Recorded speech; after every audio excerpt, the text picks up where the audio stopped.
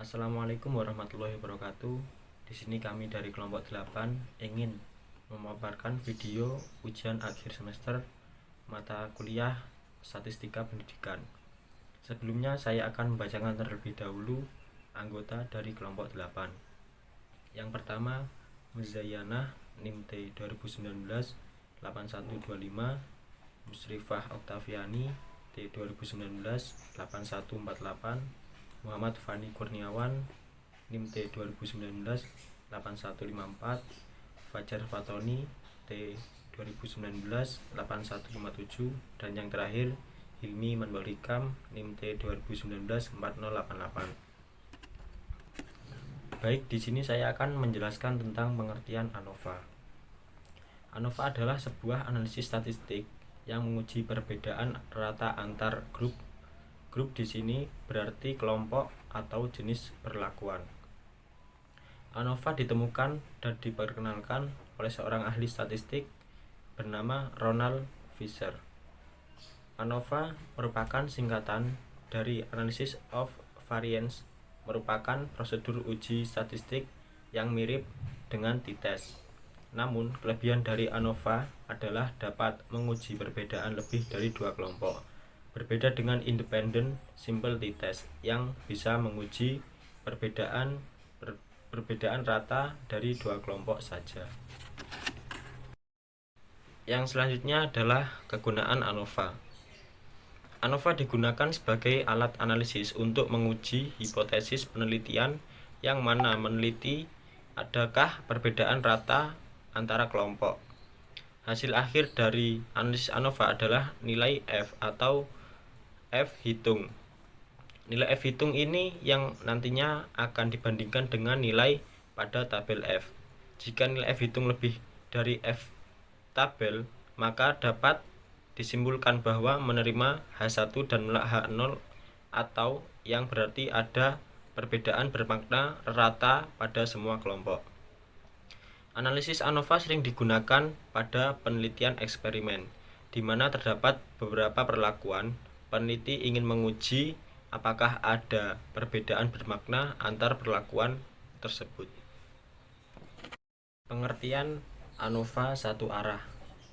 ANOVA satu arah atau disebut juga on-way analysis of variance adalah jenis uji statistik yang membandingkan varians dalam rata-rata grup dalam sampel sambil mempertimbangkan hanya satu variabel atau faktor independen.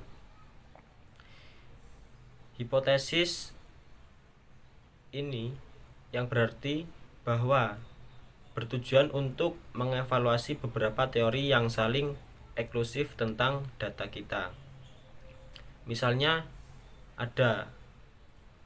Anda dapat menggunakan ANOVA satu arah untuk memahami apakah kinerja ujian berbeda dengan tingkat kecemasan ujian di antara siswa. Membagi siswa menjadi 3 kelompok independen. Siswa dengan stres rendah, sedang, dan tinggi.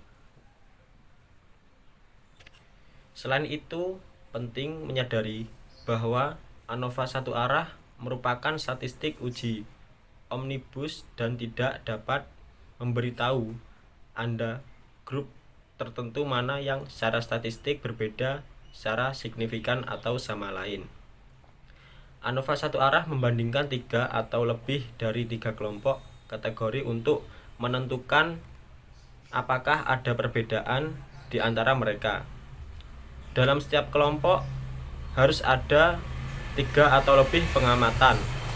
Ini berarti tingkat kecemasan ujian dan rata-rata sampel yang digunakan ketika Anda memilih untuk menganalisis data Anda menggunakan ANOVA satu arah. Bagian dari proses tersebut melibatkan pemeriksaan untuk memastikan bahwa data yang ingin Anda analisis benar-benar dianalisis menggunakan ANOVA satu arah. Selanjutnya ada persyaratan pengujian ANOVA satu arah. Analisis pada uji ANOVA ditegakkan pada beberapa asumsi. Pertama, populasi harus independen dan data yang diamati juga independen. pada kelompoknya. Artinya setiap sampel tidak berhubungan dengan sampel yang lain. Yang kedua, populasi yang diteliti dalam uji ini haruslah berdistribusi normal.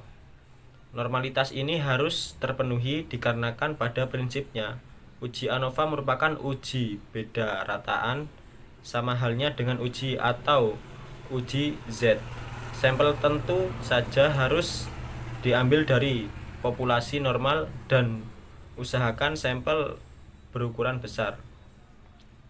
Normalitas bisa diukur dengan uji-uji normalitas seperti chi-square atau Lilliefors.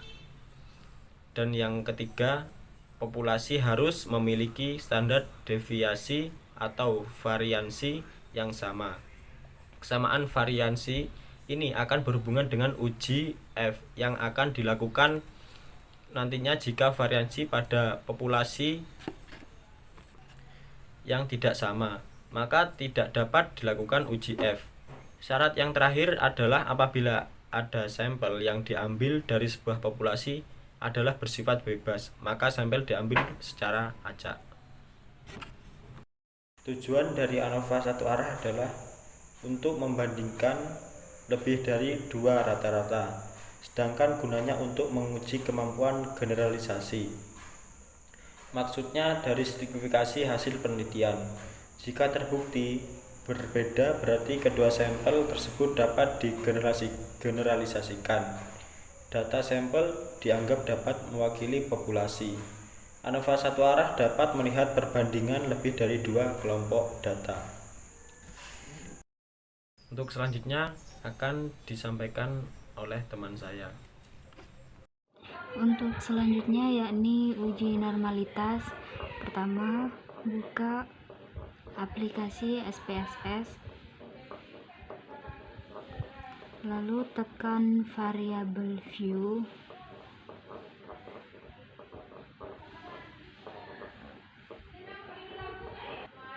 selanjutnya untuk name yang pertama yakni di kolom pertama diisi dengan huruf X.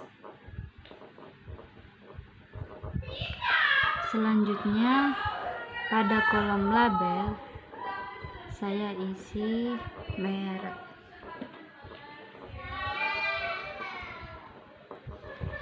Dan untuk pada values titik tekan 3, lalu value tersebut diisi dengan angka pertama. Dari angka pertama tersebut terlihat pada merek Excel yakni merek Yamaha.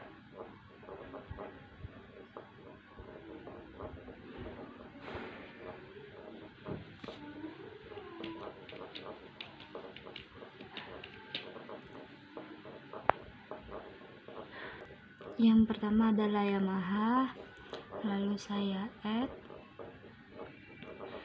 Yang kedua adalah merek Honda.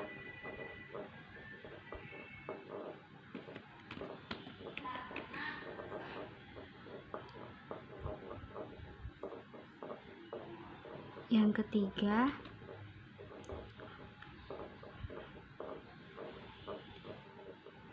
adalah merek Suzuki.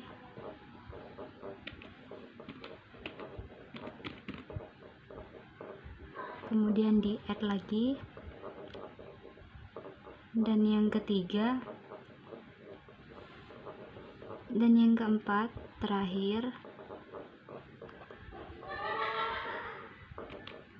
yakni merek Kawasaki.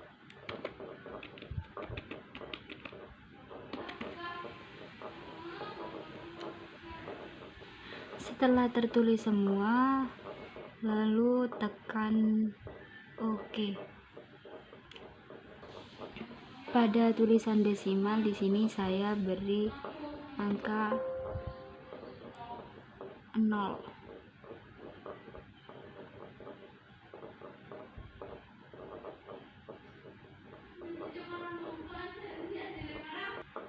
dikarenakan tidak ada pecahan desimal pada angka-angka tersebut.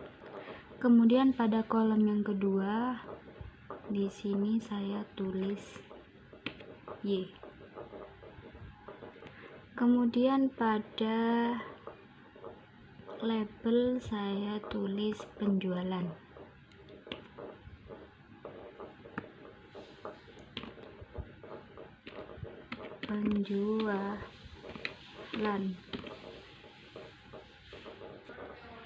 Dan untuk pada desimal saya kasih 0 karena tidak ada pecahan desimal.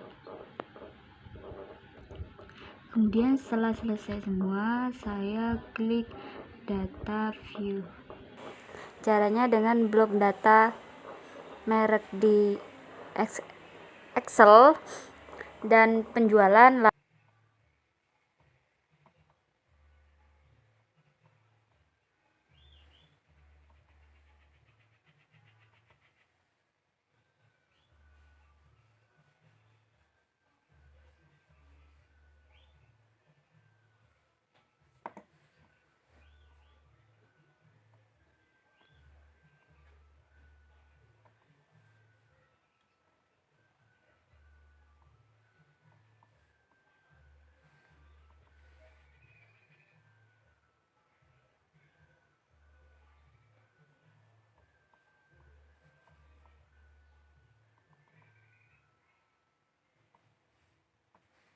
Lalu dipas ke program SPSS. Cara menguji normalitasnya, klik analis, lalu deskriptif statistik, kemudian di explore. Merek X dimasukkan dalam faktor list dan Y penjualan masukkan pada kolom dependent list. Lalu klik plots, kemudian centang normality plots with test, lalu continue dan tekan OK. Dan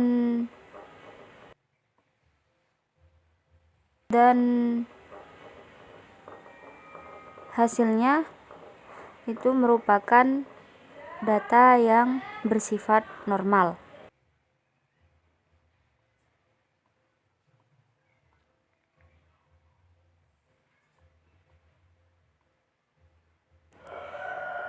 Sesuai data pengambilan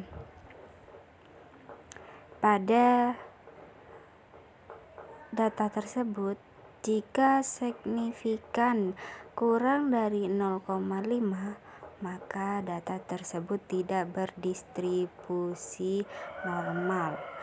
Dan jika signifikan lebih dari 0,5, maka data berdistribusi normal. Hasil uji normalitas bahwasannya data berdistribusi normal karena semua nilai signifikan dari keempat sampel lebih dari 0,05.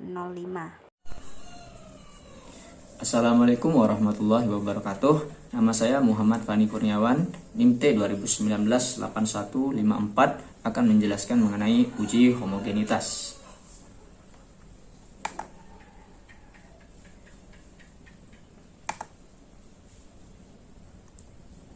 Untuk konsep dasar dari uji homogenitas, yaitu uji homogenitas adalah suatu uji yang dilakukan untuk mengetahui bahwa dua atau lebih kelompok data sampel berasal dari populasi yang memiliki varian sama atau homogen. Pengujian ini merupakan persyaratan sebelum melakukan pengujian lain, misalnya t-test maupun ANOVA. Pengujian ini digunakan untuk meyakinkan bahwa kelompok data berasal dari populasi yang memiliki varian yang sama atau homogen. Dasar pengambilan keputusan uji homogenitas yaitu jika nilai signifikansi lebih dari 0,05, maka distribusi data dapat dikatakan homogen. Dan jika nilai signifikansi kurang dari 0,05, maka distribusi data dapat dikatakan tidak homogen. Uji homogenitas ini sendiri dapat dilakukan dengan berbagai cara, yaitu dengan uji Levin, Fisher, ataupun uji Bartlett. Di sini disajikan data penjualan kendaraan roda 2 dari beberapa merek. Yang pertama yaitu Yamaha, Honda, Suzuki, dan Kawasaki. Data penjualan kendaraan tersebut selama 10 minggu. Lalu untuk memudahkan penginputan data penjualan tersebut ke dalam aplikasi SPSS, kita akan melakukan pengkategorian atau pengkodean pada data.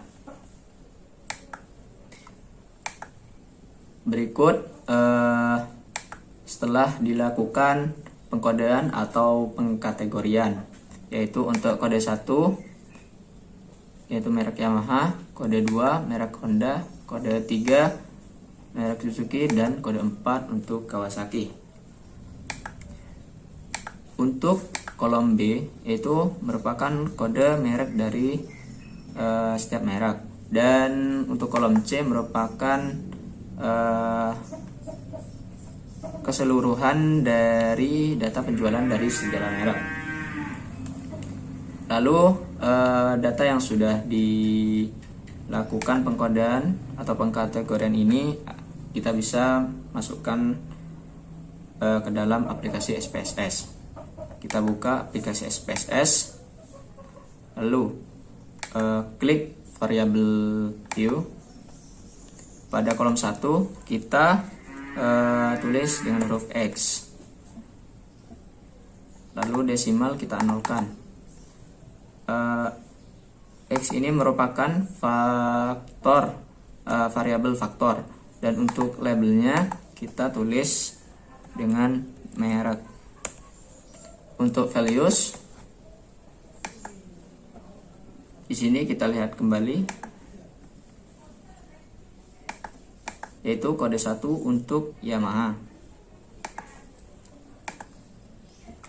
1 label Yamaha,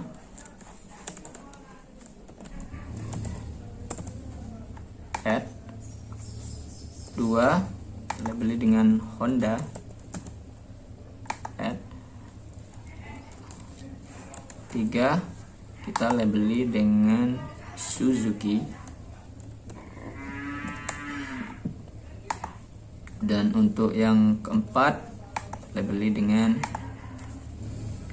Kawasaki, add, lalu klik OK.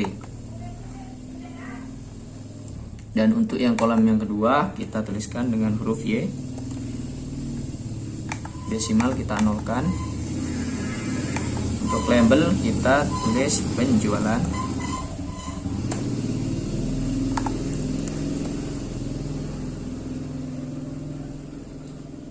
Untuk option yang lain kita biarkan sesuai default.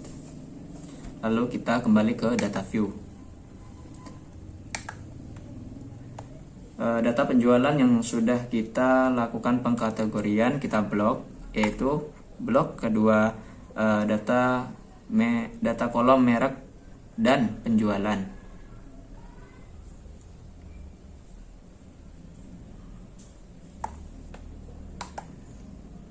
Lalu klik copy dan kita input ke SPSS. X di sini merupakan variabel faktornya, yaitu merek, dan ini adalah data penjualan. Kita pastekan. Setelah itu kita cek ya, semua data sudah terinput 40 data. Lalu kita akan melakukan uji homogenitas data dengan SPSS, yaitu yang pertama kita klik Analyze, lalu pilih Compare Means, lalu pilih one way ANOVA. Di sini untuk merek kita masukkan dalam kotak faktor. Sedangkan untuk penjualan kita masukkan dalam kotak dependent list.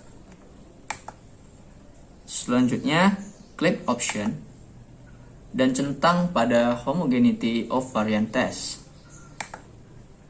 Klik continue dan klik OK.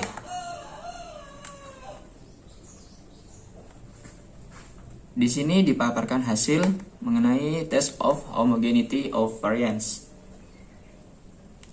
Di sini pada based on mean data penjualan, nilai signifikansinya yaitu mendapatkan hasil 0,074. Kita buka catatan kita lagi. Di mana untuk dasar pengambilan, jika nilai signifikansi lebih dari 0,05, maka distribusi data dikatakan homogen. Di sini setelah kita melakukan uji homogenitas terhadap data penjualan tadi, kita mendapatkan hasil 0,074, di mana 0,074 ini lebih besar daripada 0,05. Maka dapat diambil kesimpulan bahwa data penjualan berbagai merek kendaraan tersebut bisa dikatakan homogen. Sekian. Wassalamualaikum warahmatullahi wabarakatuh.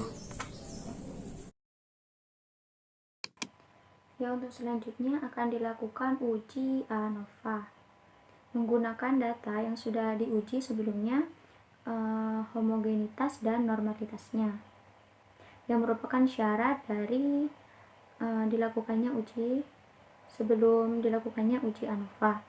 Yakni kita ulang dari menginput data di sini. Jadi yang awalnya datanya seperti ini, lalu kita kodekan seperti ini supaya nantinya mudah untuk menginputnya di SPSS. Selanjutnya akan dilakukan untuk melakukan uji ANOVA. Ini dibuka terlebih dahulu, buka aplikasi SPSS sini.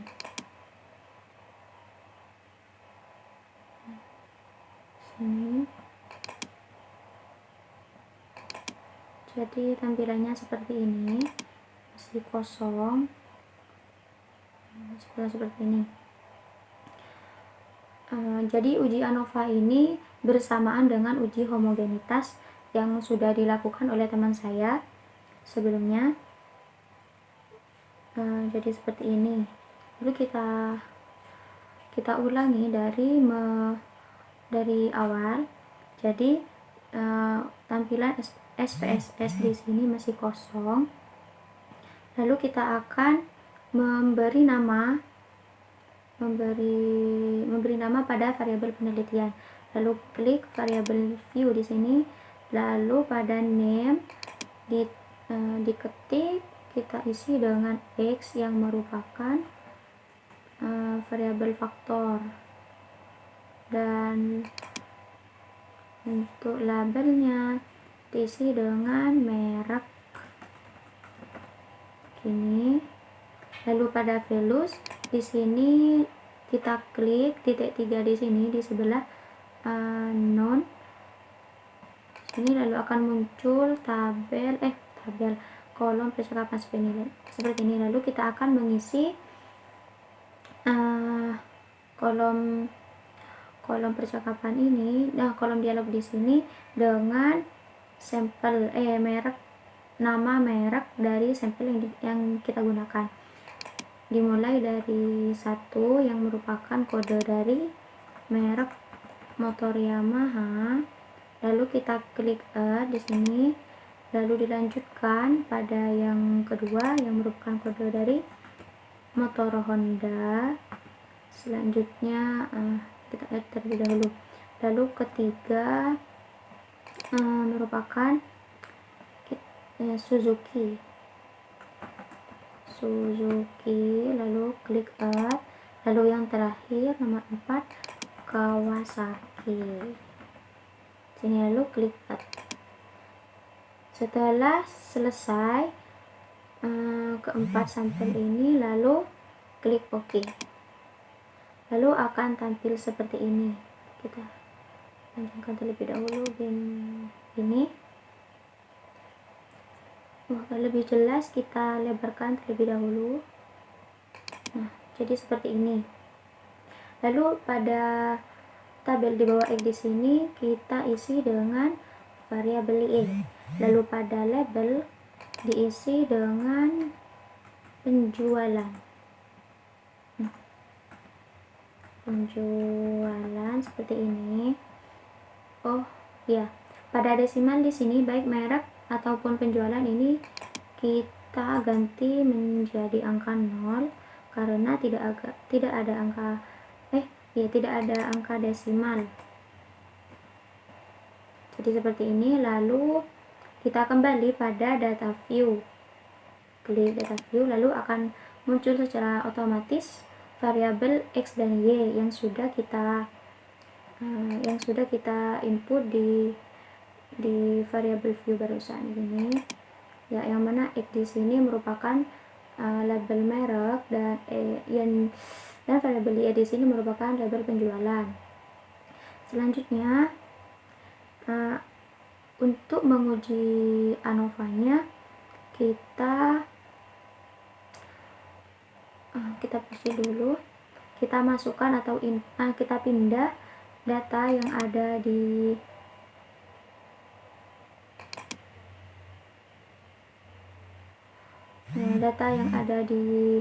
sini di Excel ini akan kita pindahkan ke SPSS untuk kita uji. Ya, ini sudah diblok, jadi tinggal di copy seperti ini, lalu di paste di SPSS. Jadi harus diblok lagi. Jadi diblok seperti ini, lalu di copy, lalu di paste di SPSS seperti ini.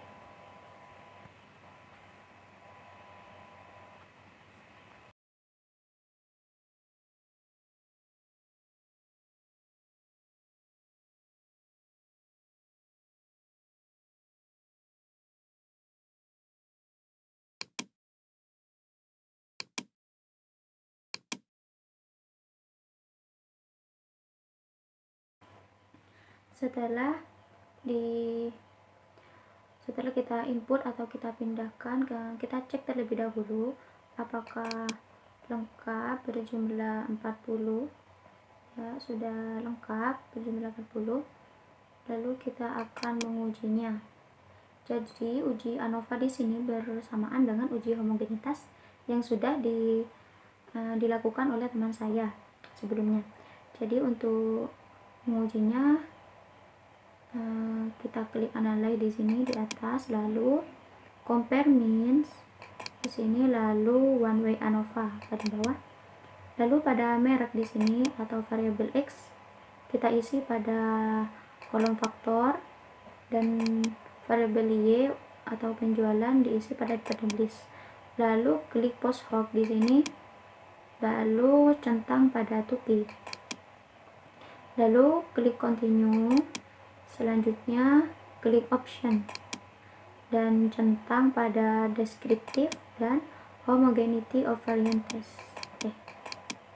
Lalu continue. Setelah itu oke. Setelah itu ini sudah muncul seperti ini. Jadi sama seperti yang dijelaskan oleh teman saya barusan. Ini merupakan deskripsi dari sampel yang digunakan, yang kita uji. Lalu sampel yang kedua, tabel yang kedua merupakan uji tes homogenitasnya yang sudah dijelaskan oleh teman saya barusan. Lalu kita fokus pada ANOVA-nya. Ini. Ya, kita kecilkan terlebih dahulu.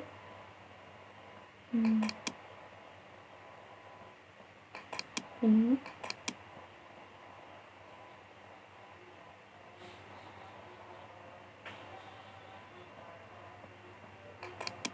Yang mana yang sudah diketahui dan dijelaskan dalam uji ANOVA. Dalam uji ANOVA ini dasar pengambilannya yakni jika nilai signifikan lebih besar dari 0,05 maka rata-rata sama, rata-rata keempat sampel sama. Dan jika nilai signifikannya lebih kecil dari 0,05 maka rata-rata dari keempat sampel berbeda. Lalu kita lihat pada ini tes ANOVA-nya.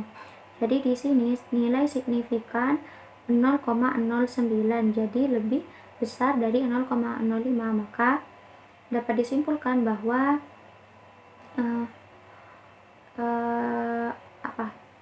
bahwa rata-rata penjualan dari keempat sampel berbeda secara signifikan atau secara nyata. Jadi seperti itu. Seperti itulah caranya.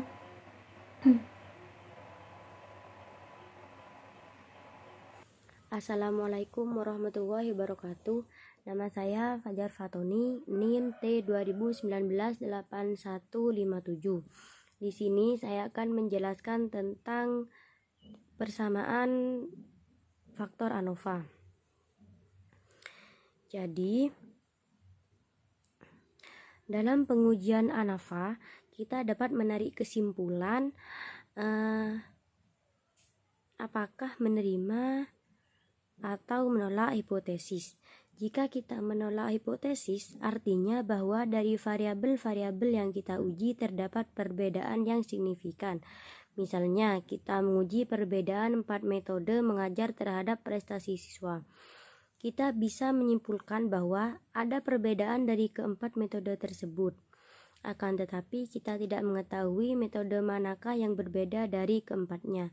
Secara statistik, kita tidak bisa mengatakan bahwa yang terbaik hanya dengan memperhatikan rata-rata dari setiap metode tersebut. Kemudian kita akan mencari mana saja yang rata-rata penjualannya sama atau tidak sama. Selanjutnya, pengujian perbandingan jamak untuk menentukan apakah rata-rata penjualan tersebut signifikan dalam jumlah analisis varian. Sebagai contoh, kita akan membandingkan rata-rata penjualan kendaraan.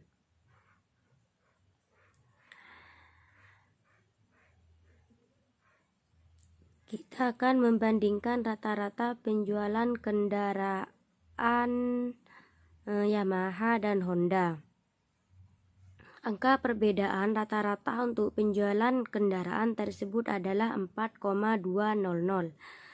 Angka 4,200 ini diperoleh dari nilai rata-rata pada output deskriptif untuk penjualan Yamaha 45,30 dikurangi dengan rata-rata penjualan Honda 41,10. Sementara itu, perbedaan rata-rata penjualan berkisar antara 3,06 sampai dengan 11,46 pada tingkat kepercayaan 95%. Untuk menguji apakah terdapat perbedaan rata-rata penjualan kedua kendaraan tersebut, maka kita harus melihat apakah nilai signifikan hasil output ini nilainya lebih besar atau lebih kecil dari 0,05. Berdasarkan ini diketahui nilai signifikan sebesar 0,415 lebih dari 0,05. Maka dapat disimpulkan bahwa penjualan handphone penjualan kendaraan Yamaha dan Honda adalah sama, sehingga perbedaan rata-rata penjualan secara deskriptif antara kedua kendaraan tersebut tidaklah signifikan.